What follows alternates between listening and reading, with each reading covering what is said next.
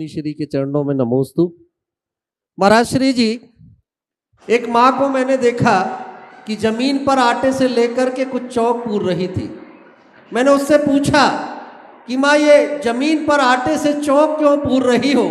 तो माँ कहती है, आज मेरे बेटे का चौक का दिन है तो उसके लिए भूमि की शुद्धि कर रही हूँ कि मेरे बेटे का चौक जहाँ मनाया जाए वो भूमि तो शुद्ध होनी चाहिए।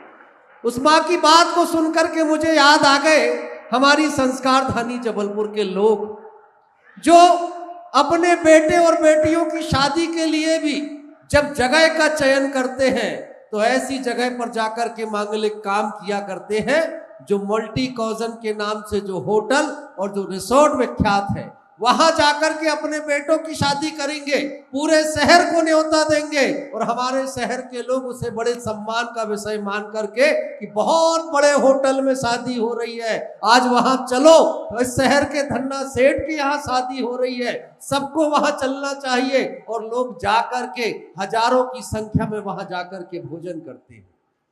कोई ये सोचने को तैयार नहीं है कि जिस भूमि पर खड़े होकर के ये शादी हो रही है मल्टी कॉजन जगह है, जहां पर एक और शाकाहारी भोजन बन रहा है, दूसरी ओर मांसाहारी भोजन बन रहा है। अरे अगर जिस जगह पर मांसाहारी भोजन बने, जहां मुर्गों का कत्ल हो जाए, जहां पर मांसाहारी भोजन बने, वो जमीन शुद्ध कैसे हो सकती है? हमने तो ये सुना था कि जहां जानवरों का, पशुओं का कत्ल होता है वो कत्ल खाना है, वो हम सब के लिए शमशान की जगह है। क्या माता पिता को अपने बच्चों की शादी ऐसे शमशान घाट में, ऐसे कत्ल खानों में करनी चाहिए? अमित भाई ने बहुत गंभीर मुद्दा उठाया है, पर यह ऑपरेशन तभी होगा जब पंचायत सामने आएगी। आप भी सामने आ जाओ। बंधुओं, ये एक बहुत गंभीर मुद्दा है जिस पर समाज को गंभीरता से विचार करना चाहिए। हमारे शास्त्रों में विवाह के स्थल का स्पष्ट उल्लेख किया। विवाह में पानी ग्रहण का एक मांगलिक संस्कार होता है। 3 प्रकार की अग्नि की साक्षी में हवन विधि होती। आदि पुराण में इस संदर्भ में स्पष्ट लिखा है, कहाँ करे? क्वचित पुण्याश्रम पदे, सिद्ध प्रतिमा साक्षी के। विवाह कहाँ करो? पुण्य आश्रम में और सिद्ध प्रतिमा की साक्षी में। इस शास्त्रीय आधार से तो ये तय होता है कि पानी ग्रहण का संस्कार भगवान के दरबार में होना चाहिए, अन्यथा नहीं। अब वो कुछ व्यवहारिक कठिनाइयां लोगों को आई तो इस परंपरा में थोड़ा परिवर्तन हुआ और मंदिरों के निकट एक स्थान बनाया गया समाज के द्वारा, जैसे धर्मशाला नाम दिया गया। और वहां चूंकि भगवान ले जाना संभव नहीं है तो सिद्ध प्रतिमा की जगह सिद्ध विनायक यंत्र की साक्षी में विवाह होने लगा। धीरे धीरे धीरे धीरे इसमें शिथिलता आई, विकृति आई और लोगों ने रात में भी करना शुरू कर दिया और विवाह के बाद भगवान के दर्शन करना शुरू कर दिया। अब रात्रि में कुछ जगह जागरूकता आई, लोग बदले, लेकिन एक नया चलन पिछले 15-20 सालों में बहुत तेजी से हुआ, डेस्टिनेशन वेडिंग। अपने गांव शहर से बाहर जाकर के विवाह करना, और उसके लिए फिर लोग ऐसे स्थान चुनते हैं और वहां जाकर के विवाह करते हैं। तो इसमें ज्यादातर जितने भी रिसोर्ट्स और होटल्स हैं वो सब दोनों प्रकार की व्यवस्थाओं से जुड़े हुए हैं। इस तरह का कृत्य कतई उचित नहीं है, न ही शास्त्रीय दृष्टि से और न ही मानवीय दृष्टि से और न ही हमारी सामाजिक सांस्कृतिक परंपरा की दृष्टि से। शास्त्र तो स्पष्ट कहते हैं कि ये क्वचित पुण्य आश्रमे सिद्ध प्रतिमा साक्षी के। तो पुण्य आश्रम है क्या? जीवन का इतना मांगलिक संस्कार तुम करने जा रहे हो, कहां कर रहे हो? आपने उसको कत्ल खाना कहा। जिस जगह तुमने विवाह अभी संपन्न किया है, 4 घंटे पहले एक दूसरा विवाह हुआ, वहां अनेक प्राणियों का कत्ल हुआ, उनकी कराह भी ठंडी नहीं हुई, अभी भी कराह गूंज रही है। तुम जा रहे हो, संवेदनाएं कहां होगी? इस मानवीय दृष्टि से भी इसे ठीक नहीं कह सकते, और हमारी सामाजिक परंपरा के हिसाब से तो कतई ठीक है ही नहीं। हमने तो ये भी देखा अपनी समाज में, संभवतः जबलपुर में भी रहा होगा, आज से 30 साल पहले तक हर समाज का एक बर्तन भंडार होता था। जैनियों के विवाह में जैनियों के ही बर्तन काम में आते थे, बाहर का बर्तन उपयोग में नहीं आता था। अब तो सारा काम कैटरिंग वाले के कांटेक्ट में दे दिया गया, तो वो चाहे जैसे बर्तन जिस प्लेट में तुम खा रहे हो उसी में न जाने किसने खाया हो। तो ये हमारी सामाजिक परिपाटी के भी विरुद्ध है, धार्मिक दृष्टि से विरुद्ध है, सांस्कृतिक दृष्टि से विरुद्ध है, आर्थिक रूप से तो है ही। इस पर जागरूकता होनी चाहिए। इसमें 2 स्तर का काम करना चाहिए। पहला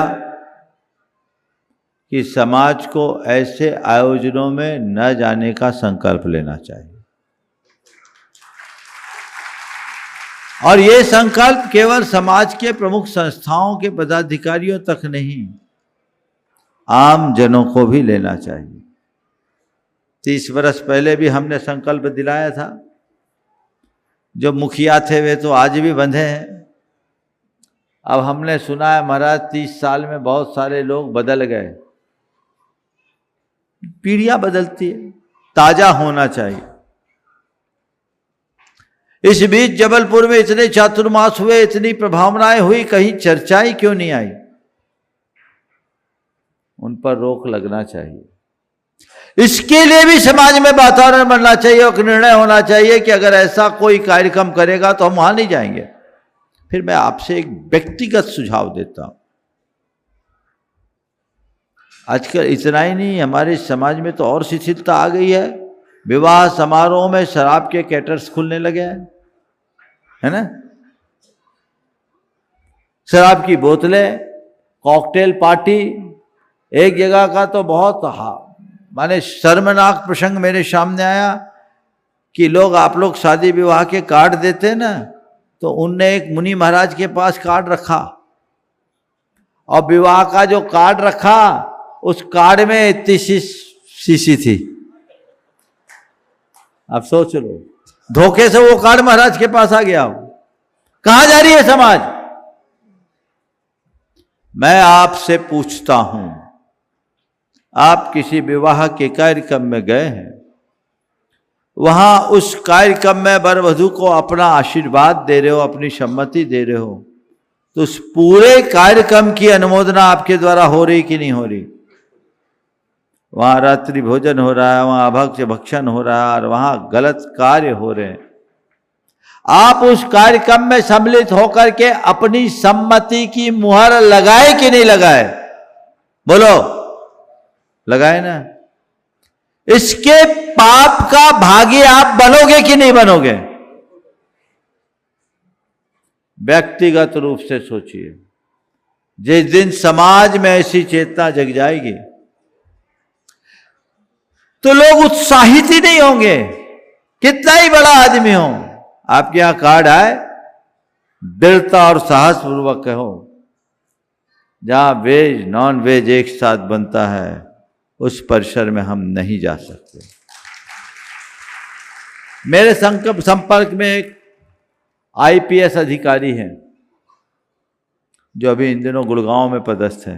क्या नाम था? भोपाल आए थे ना, अर्पित जैन। उन्होंने आईपीएस अधिकारी, वरिष्ठ आईपीएस अधिकारी, वो किसी नॉन वेजिटेरियन होटल में ठहरते नहीं, एक गिलास पानी नहीं पीते। और उनने जो बात कही हमारे समाज की युवाओं के लिए प्रेरणा बननी चाहिए। उनने कहा, महाराज मैं अपना 1 रुपया भी ऐसी जगह खर्च करना नहीं चाहता जहां किंचित भी हिंसा होती हो।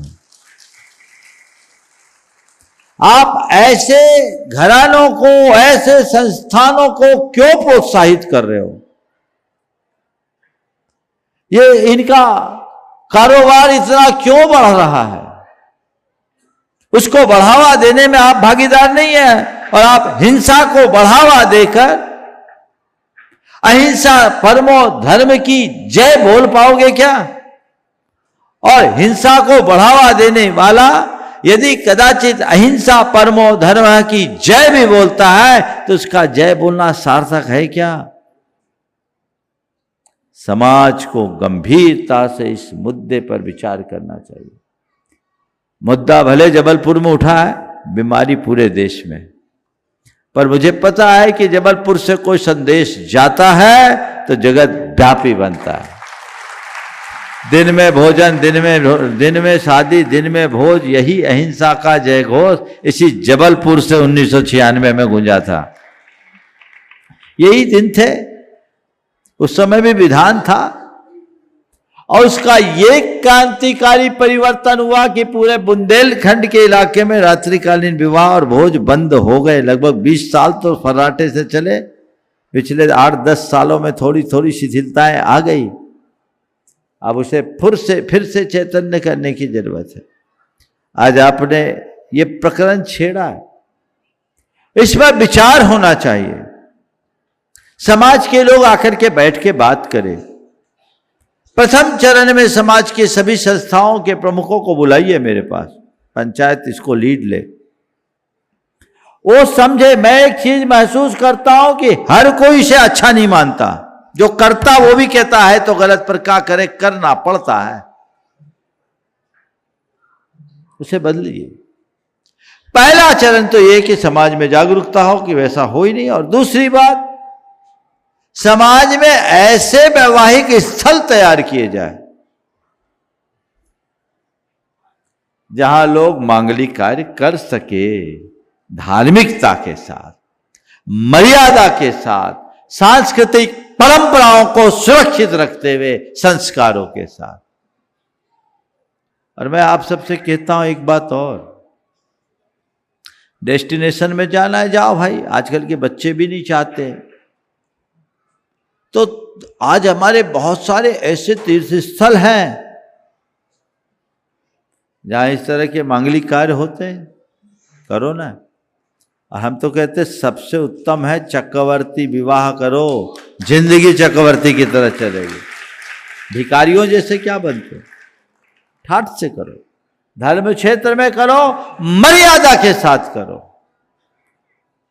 विवाह एक मांगलिक कार्य है, प्रमोद उत्सव के रूप में गिना जाता है। और शास्त्र कहते हैं प्रमोदोत्सवः सन्तु, आपके लिए हो।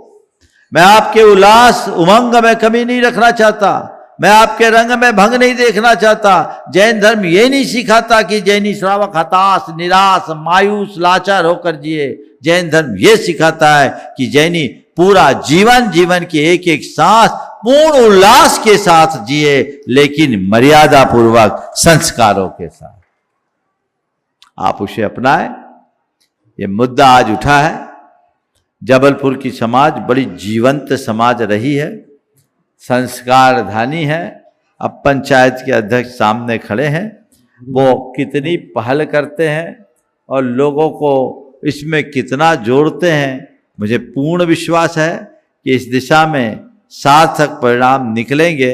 यद्यपि अब उठती हाट है, मैं कह नहीं सकता, ये मुद्दा काफ़ी लेट आया है, लेकिन कई बार आखिरी में भी सारे कार्य हो जाते हैं। और सिद्ध चक्र विधान में तो सब सिद्ध होता ही है, हम समाज को भी सिद्ध करना चाहेंगे। नमो तु गुरुवर।